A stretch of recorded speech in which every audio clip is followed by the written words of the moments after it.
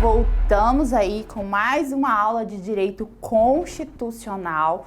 Nessa unidade, a gente ainda vai continuar vendo sobre as espécies de direitos fundamentais, tá? Que é um assunto, um tema muito importante, recorrente em provas de concurso público, e os senhores precisam saber para não errar lá na hora da prova. Espero que os senhores já estejam aí do seu lado, seu caderno, sua caneta e sua Constituição Federal aberta no nosso artigo 5º, tá? Vamos começar aí, sem perca de tempo, pra gente não perder tempo aí, e vamos continuar falando de direitos fundamentais em espécie, e agora especificamente sobre liberdade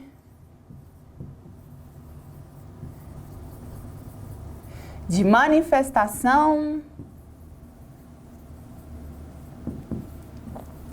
de pensamento.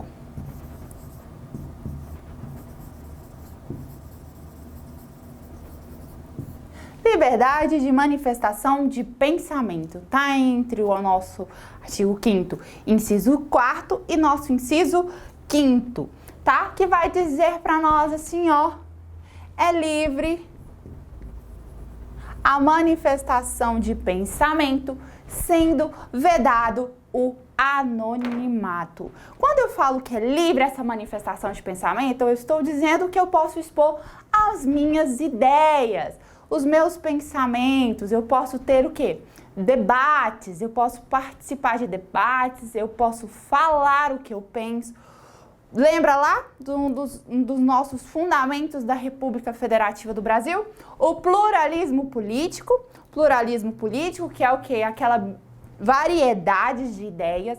Tanto é que para esse pluralismo político ser efetivo, eu tenho que ter o quê? Uma liberdade de manifestação de pensamento, tá, pessoal? E aí, essa liberdade, ela só tem um limite, ela não é totalmente absoluta. Por exemplo, o Estado, ele não vai proteger os discursos de ódio. Aqueles discursos que eu denigro, eu passo do limite atingindo o outro. Esse tipo de pensamento, esse tipo de manifestação, o Estado não protege. E aí eu já pergunto, a marcha da maconha? Lembra que a gente ouviu aí falar da marcha da maconha? Houve a marcha da maconha e houve aquele questionamento do STF, se era legal ou ilegal essa marcha da maconha. O que consistia a marcha da maconha? Eram pessoas que estavam se reunindo, expondo a ideia sobre a descriminalização do uso dessa droga. E aí houve um questionamento, porque eles fizeram publicações e tudo mais para chamar pessoas que também partilhavam dessa mesma ideia, desse mesmo pensamento. E houve-se uma discussão no STF se era legal ou não. E aí o STF decidiu o quê? Que era legal, que eles podiam sim exercer esse direito, que isso estava abalizado na Constituição. Tanto o direito de liberdade de pensamento, de manifestação de pensamento, relacionado também com o direito de reunião. Então, a marcha da maconha estava ok, estava o quê? Amparada pela nossa Constituição Federal. Outro detalhe importante aí que a gente vai ver é o quê? A vedação ao anonimato.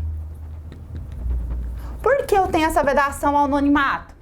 Porque essa pessoa que se manifestar, ela é responsável pelos seus atos, pelo que ela falar, pelo que ela disser, tá? Ela vai ser responsabilizada pelaquilo que ela expor. Se ela falar e isso causar um dano a alguém, se isso ferir a integridade moral ou material de alguém, essa pessoa será indenizada ou terá o direito de resposta. Por isso que eu falo que esse direito não é absoluto. Porque em alguns momentos ele vai ser relativizado principalmente quanto esse meu pensamento, essa ideia que eu expor, denigrir outro. E aí eu posso ter o direito de resposta. Esse direito de resposta tem que ser proporcional ao agravo. Sabe quando a gente assiste o jornal, que aí vem lá o apresentador falando, olha, a gente vai fazer uma retratação aqui por conta da matéria que foi exibida no dia tal, que falou sobre tal pessoa e tudo mais. Viu? Quando eu faço essa situação dentro do jornal, é o quê? Um direito de resposta. Mas também essa pessoa que foi denigrida, que ela se sentiu ofendida, que viu o seu íntimo abalado por conta daquela manifestação, por conta daquelas palavras ou escritos que aquela pessoa fez, ela também tem o direito de indenização. E essa indenização pode ser tanto moral, quando ela atinge o meu âmago, o meu íntimo, o que aquela pessoa falou atinge o meu íntimo, que eu me sinto abalada intimamente, eu tenho um dano moral. Ou se não, eu tenho um dano material. Tá bem? Aquilo ali que ele falou atingiu o meu patrimônio, eu tive um abalo patrimonial, eu vou poder fazer o quê? Uma indenização por dano moral. Por isso que eu falo, o direito de liberdade de pensamento, você pode falar o que você quer, mas você é responsável por aquilo que você expressar, tá?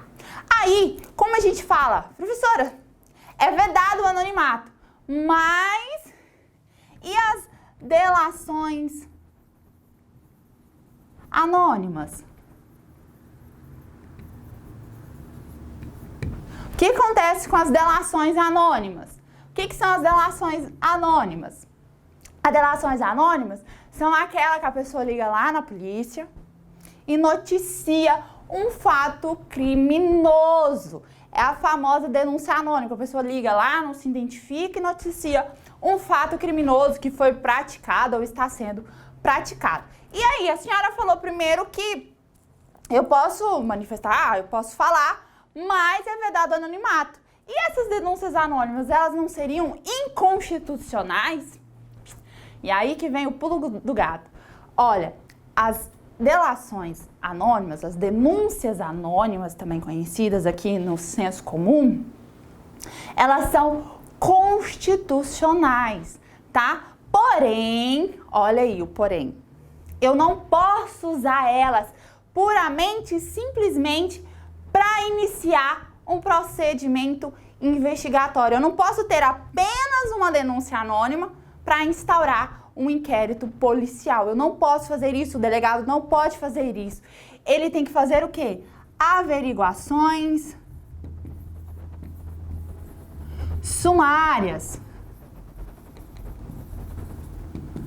Ele tem que ir lá fazer tem que utilizar de procedimento preparatório, um procedimento preparatório, para ver se aquelas informações que foram repassadas a ele tem algum indício de materialidade suficiente para balizar a instauração de um processo investigatório.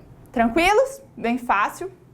Então, essas são as principais informações que os senhores precisam saber em relação à liberdade de manifestação de pensamento. Além disso, dessa liberdade de manifestação de pensamento, eu tenho a liberdade artística, eu tenho a liberdade intelectual, eu tenho a liberdade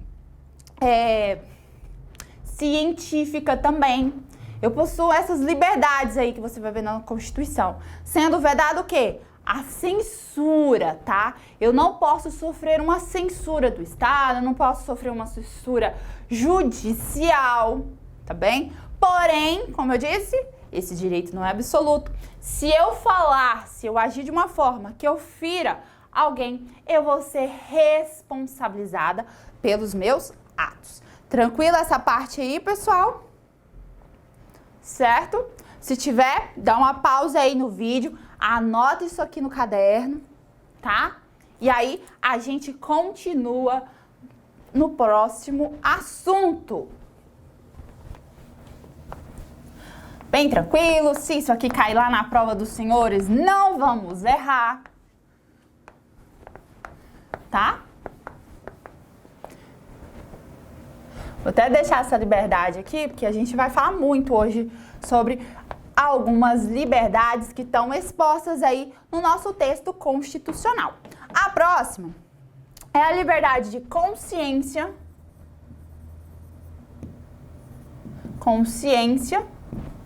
de crença e de culto. Tá? A gente vai ver ela aí, ó, do inciso 6º ao inciso 8º. Primeira coisa que eu quero expor aos senhores é o quê? O Estado, ele é laico, tá? O Brasil que nós vivemos hoje, ele é um Estado laico. A única situação que nós vimos o Brasil ter uma religião oficial foi em 1824, com a nossa primeira Constituição. O Brasil adotou o catolicismo como a sua religião oficial. Quando eu falo que um Estado é laico, ele não tem uma religião, tá?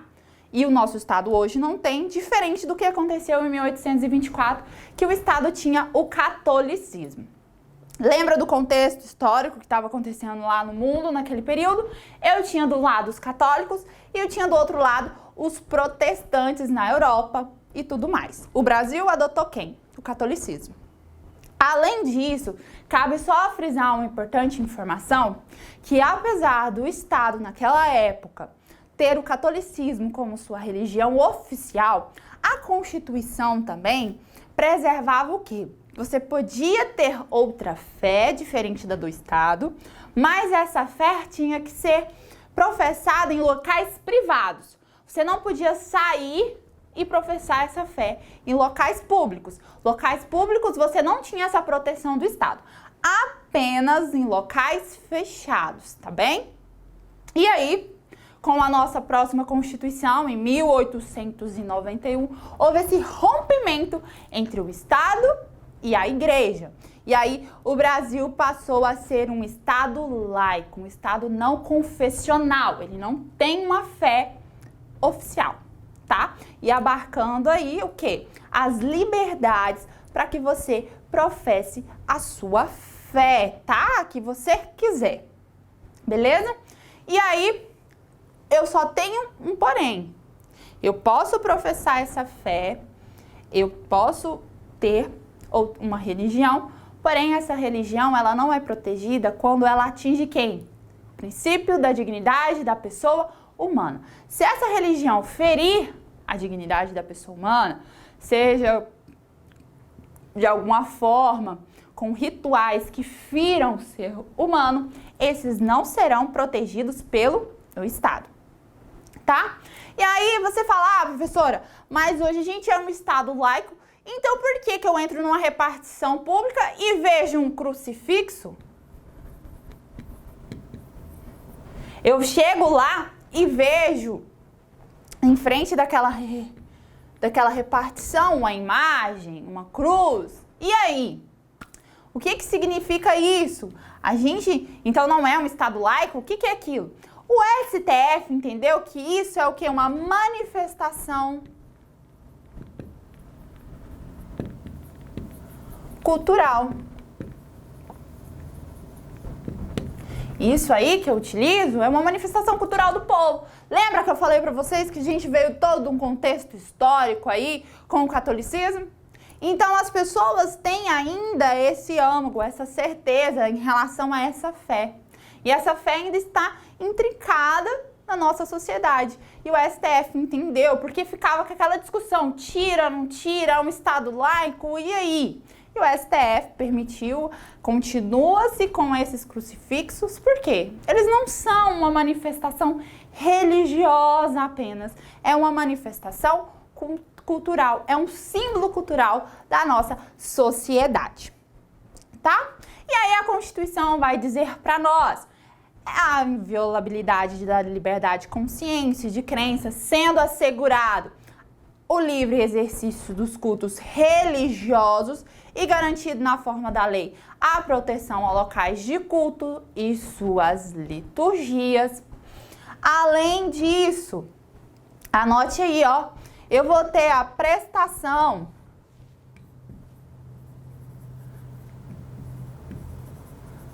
religiosa de assistência, né? Prestação de assistência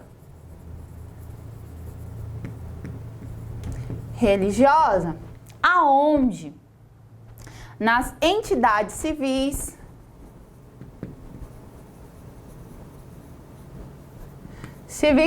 e militares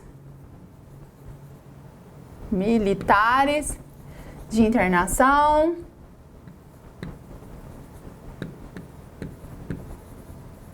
coletiva.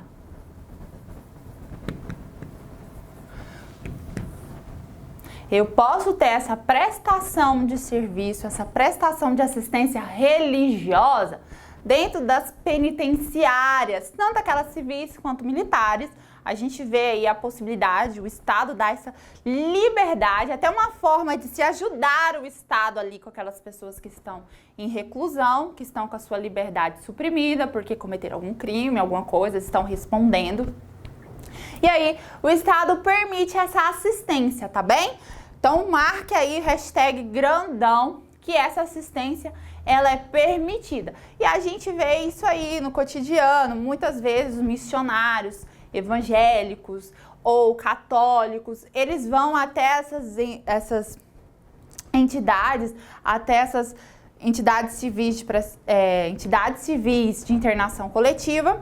Ele vai até lá, essas pessoas vão até lá prestar uma assistência religiosa às pessoas que estão naquele local, tá bom? E aí, por fim, em relação à liberdade de consciência, de crença e de culto, eu quero falar para os senhores sobre...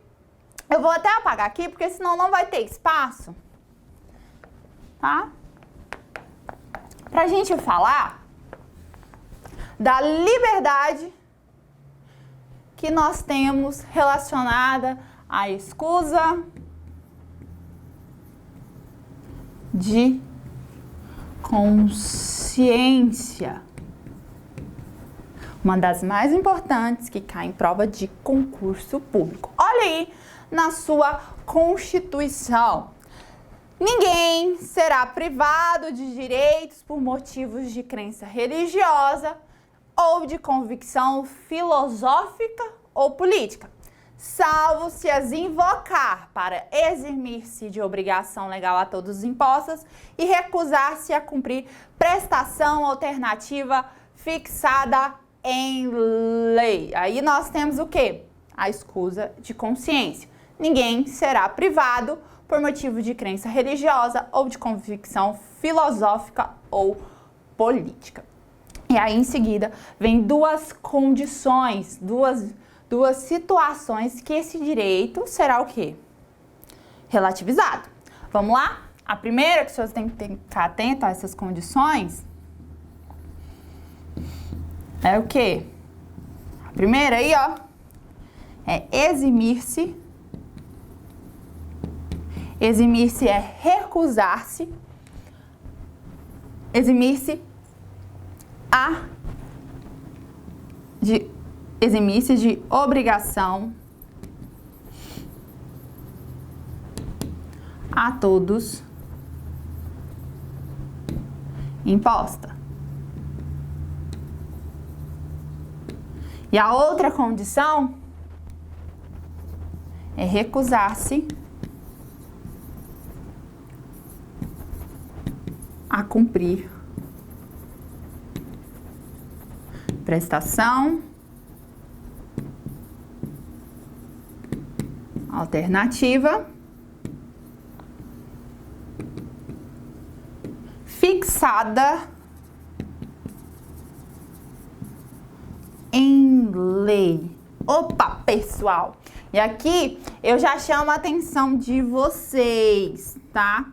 Que essa norma aí, ela é uma norma de eficácia contida. Eu não vou ser privada de direitos por questões religiosas, por questões políticas e filosóficas. Eu não vou, tá? Porém, se eu me eximir, se eu me recusar a prestar essa obrigação que é a todos os impostos, que é a primeira condição. A segunda, eu também me recusar a prestar esse serviço alternativo, essa prestação alternativa, eu não vou ter nenhum problema. A questão é se existir uma lei, se existir uma lei fixando essa prestação alternativa. Então aí, ó, eu tenho um exercício pleno na minha escusa de consciência, tá? Eu não vou ter o meu direito restringido por conta dessa escusa de consciência. Mas se existir uma norma falando que eu tenho que cumprir uma prestação alternativa, se eu existir essa norma, eu vou ter esse meu direito restringido, porque eu vou ter que cumprir essa prestação alternativa. Um exemplo aí, para ficar bem claro na cabeça dos senhores, que é cotidiano aí na doutrina, é o quê? Uma obrigação a todos impostas. A prestação de serviço militar obrigatório para os maiores de 18 anos. Os rapazes, eles, ao completarem 18 anos, eles têm que fazer o serviço militar obrigatório. Mas ele tem uma escusa de consciência, por exemplo, no caso, ele é um adventista, que ele guarda o sábado. Ele não vai poder cumprir essa prestação, essa obrigação a todos os impostos. Ele não vai ter que cumprir isso, tá? Mas, como eu tenho uma lei, que é a Lei 8.239 de 91, tá? Ela vai trazer pra gente aí, ó, uma situação em que eu vou ter uma prestação alternativa para esses que não podem cumprir o serviço militar obrigatório.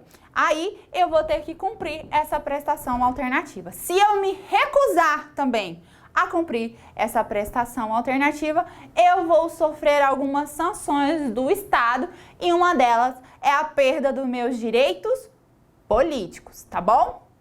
Então, se existir uma lei, o meu direito ele vai ser o quê? Freado, tá? Eu vou ter problemas com meus direitos políticos, ok? Vamos aí?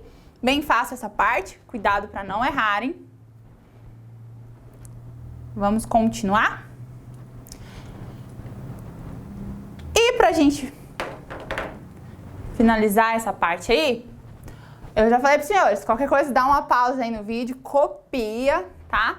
E volta aí pra gente continuar. Além disso, o Estado traz algumas inviolabilidades. Olha aí no seu artigo 5º, inciso 10. São invioláveis a intimidade, a vida privada, a honra e a imagem das pessoas, é assegurado o direito à indenização pelo dano material e moral decorrente da sua violação. Isso aqui eu estou trazendo o espaço íntimo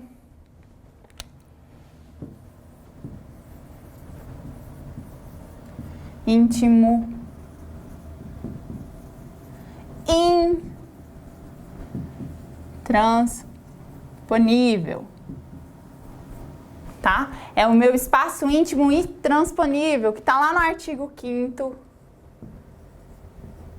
inciso 10º da nossa Constituição. E aí eu falo, professora, o que é minha vida privada, minha intimidade, minha honra e minha imagem? A gente precisa saber aí o que são eles. Quando eu falo de vida privada e a minha intimidade, eu estou falando da minha vida secreta. O Estado protege a minha vida secreta. Você aí não tem seus segredos que nem a sua melhor amiga ou seu melhor amigo sabe, o seu companheiro sabe. Olha aí, deve tá rindo aí, assistindo a aula e rindo. Que tem segredos que você não conta pra ninguém, certo? E esses segredos, a sua intimidade, a sua vida privada, a sua vida secreta, o Estado te protege, tá bem? Você tem o quê? Essa proteção por parte do Estado, tá? E depois, quando eu falo de honra, eu estou falando de reputação. A sua reputação aí perante a sociedade. E por último, a imagem é a sua representação. Como você se vê, como a sociedade te vê, tá? E esses 4 são invioláveis. O Estado, ele traz garantias a essas situações. Se houver violação à sua imagem, à sua intimidade, à sua vida secreta, eu vou poder o quê? Ter indenizações novamente, tá? E essas indenizações serão morais e material. Atingiu meu íntimo, meu âmago, moral. Atingiu a minha imagem, atrapalhou o meu patrimônio, danos materiais. E as duas podem ser acumuladas em uma mesma ação, tá? E aí, grande discussão houve em relação às biografias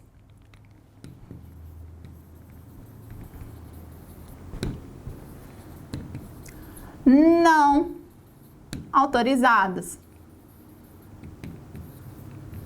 Por quê?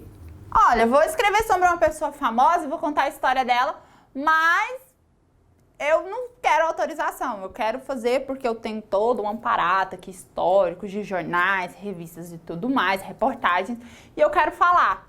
Eu vou precisar de uma prévia autorização? Isso aí não configuraria uma censura, minha liberdade de manifestação de pensamentos e tudo mais? Então, o STF concluiu que eu não preciso dessa prévia autorização da pessoa que será biografada. Eu não preciso. Porém, olha lá, ó. Se eu atingir o espaço moral daquela pessoa, o espaço material daquela pessoa, ela terá o direito de indenização, tanto moral quanto material. Então, esse direito aqui, ele não é absoluto. Eu tenho essas restrições. Se eu denegrir a imagem da pessoa, ela poderá entrar com pedido de indenização. Depois, outra parte muito importante, que é o direito do esquecimento. Ao esquecimento, que apareceu ultimamente aí na nossa jurisprudência. O que é o direito ao esquecimento? É um direito que o indivíduo possui de não permitir que um fato, que mesmo verídico, que aconteceu a um determinado momento, venha a ser exposto novamente e causando que transtornos de diversas ordens a essa pessoa. É um fato verídico? Sim. Aconteceu em um determinado momento? Sim. Mas essa pessoa, ela não deseja que isso seja exposto novamente, porque isso vai causar algum dano, algum prejuízo para ela. Um exemplo que a gente viu foi a Cicarelli, tá? Cicarelli, o namorado lá na praia e tudo mais, houve aquela repercussão toda, realizou-se, ela entrou com pedido e tudo, conseguiu tirar das plataformas o vídeo. Depois também, Xuxa Meneghel, que tem um filme dela aí muito polêmico e tudo mais, ela entrou com ação e ela conseguiu retirar esse filme aí. E tudo isso abarcado pelo direito do esquecimento, essa inviolabilidade da intimidade, da vida privada, da honra e da imagem da pessoa, tá? E, por último, aqui eu quero falar com vocês da liberdade de profissão tá? Que vai estar lá pra gente no nosso inciso 13. Vai falar assim, ó, liberdade do exercício de qualquer trabalho, tá? Já coloca aí, ó, trabalho, ofício, profissão,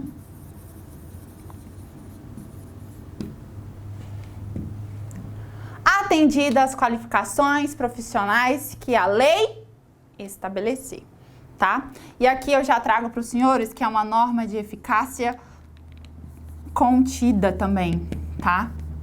Por quê? Eu posso exercer, olha aí, eu tenho uma liberdade para exercer um ofício, um trabalho e uma profissão, tá? Mas se existir uma lei e essa lei trazer especificações para eu exercer aquela profissão, eu terei esse meu direito restringido. Um exemplo é o Estatuto da OAB. Todo mundo pode exercer a advocacia? Não, porque eu tenho uma lei, que é o Estatuto da Ordem, que traz para mim as condições para eu exercer a profissão de advogado. O quê? Cursar um curso de direito, depois ser aprovado no exame da ordem, me inscrever nos quadros da ordem e sim ter a minha carteirinha lá para eu poder exercer essa profissão. Eu posso ser médica? Eu sou advogada. Eu posso ser médica e falar assim, não, agora eu vou ser médica. Não, não posso, porque tem uma lei que fala, ó, para você exercer a medicina, você tem que preencher todas essas condições. Algumas profissões não precisam, não vou ter uma lei para exercê-la, tá? E com isso eu vou exercer ela plenamente, sem nenhuma restrição. Mas a partir do momento que eu tenho uma norma me restringindo, eu vou ter que preencher todas aquelas condições para eu exercer aquele trabalho. Esse inciso 13, ele despenca em prova de concurso em relação à eficácia. Então já marca aí que é a norma de eficácia contida, tá? E por último, eu queria falar com vocês da liberdade de informação, tá? É o acesso à informação. Vamos apagar aqui.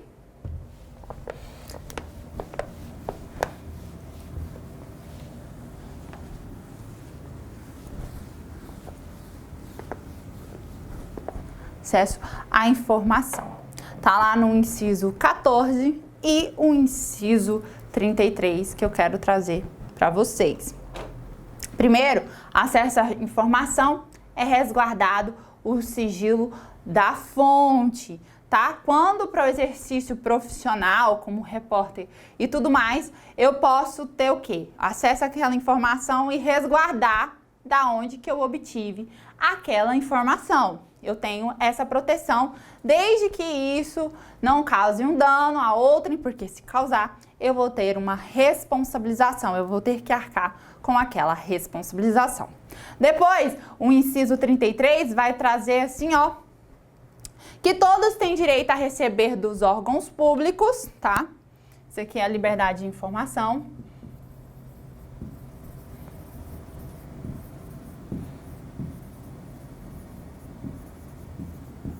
Todos têm direito de receber de órgãos públicos informações de interesse particular,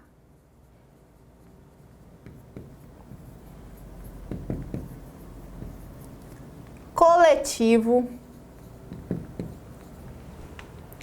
ou geral, que serão prestadas no prazo da lei, sob pena de responsabilidade, ressalvada aquelas cujo sigilo seja imprescindível à segurança da sociedade e do Estado. Tá vendo aí, ó? Que serão prestadas no prazo da lei. Qual lei é essa? É a lei número 12.527 de 2011. É a lei de acesso às informações. O Estado ele tem que trazer sistemas para eu o quê? Analisar, para eu ter acesso às informações que são prestadas por ele. Por exemplo, o site da transparência. O site da transparência, você entra lá, vai ter questões de contrato, licitação e tudo mais. Além disso, esse direito, ele não é absoluto e o próprio inciso, ele relativiza isso. Eu tenho as exceções. E quais são as exceções desse inciso?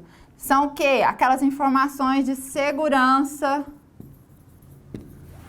da sociedade e do Estado, tá? Essa situação aí, eu não vou o quê? Viabilizar o acesso a essas informações. Por exemplo, uma que coloca em risco a segurança nacional. É aquela onde estão a frota da Marinha do Brasil. Eu vou publicar lá onde está toda a frota? Não vou. Eu vou lá publicar onde está a tropa do Exército? Os meus... as minhas aeronaves da aeronáutica? Não, eu não vou publicar, porque aquilo ali é o quê? Imprescindível para a segurança da sociedade e a segurança do nosso Estado. Além disso, tem as ações de segredo de justiça também, viu?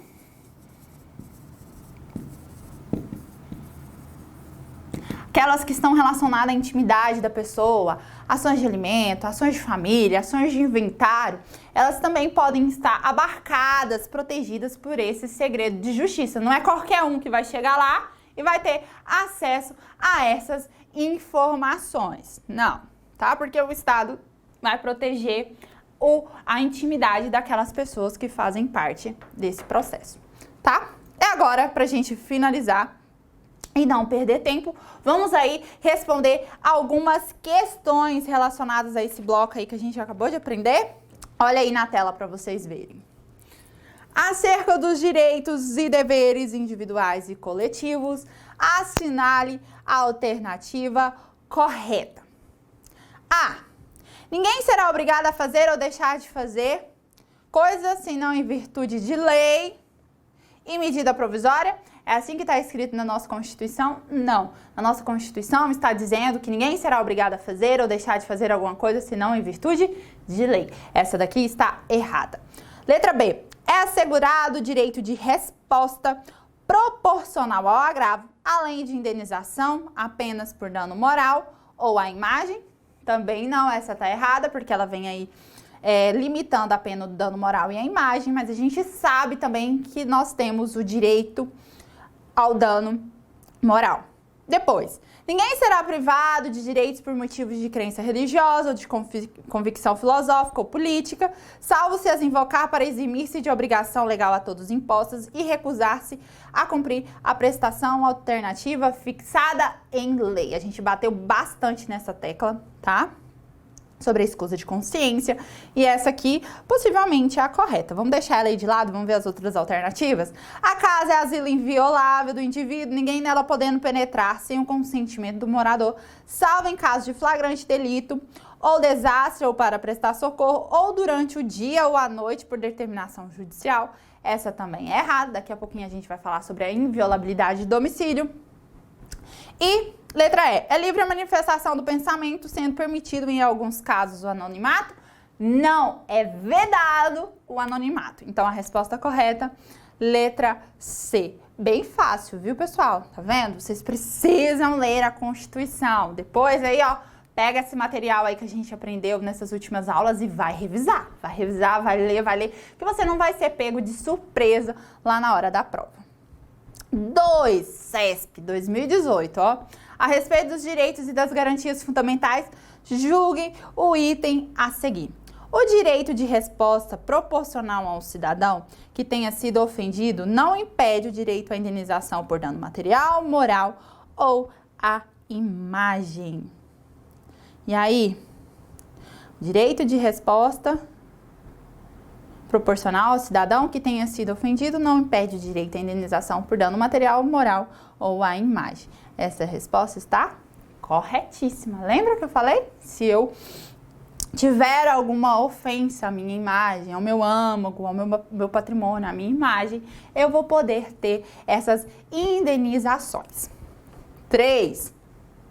No que concerne aos direitos e garantias fundamentais, julguem os itens subsequentes. Diferentemente das pessoas naturais, as pessoas jurídicas não podem ser consideradas titulares dos direitos fundamentais. Opa! Calma! E aí? Lembra lá das nossas primeiras unidades relacionadas aos direitos fundamentais que eu falei sobre a titularidade? Pessoa jurídica também é titular dos direitos fundamentais. Então, essa aqui, já de cara, a gente já mata ela. Mas vamos continuar para vocês verem? Como, por exemplo, o direito à honra e à imagem, o direito de resposta e ao sigilo de correspondência. Lembra que eu te falei que os direitos fundamentais eles vão ser aplicados às pessoas jurídicas em relação à sua natureza?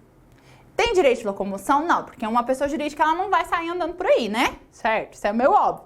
Mas em alguns direitos que são aplicados às pessoas, eu também vou aplicar às pessoas jurídicas.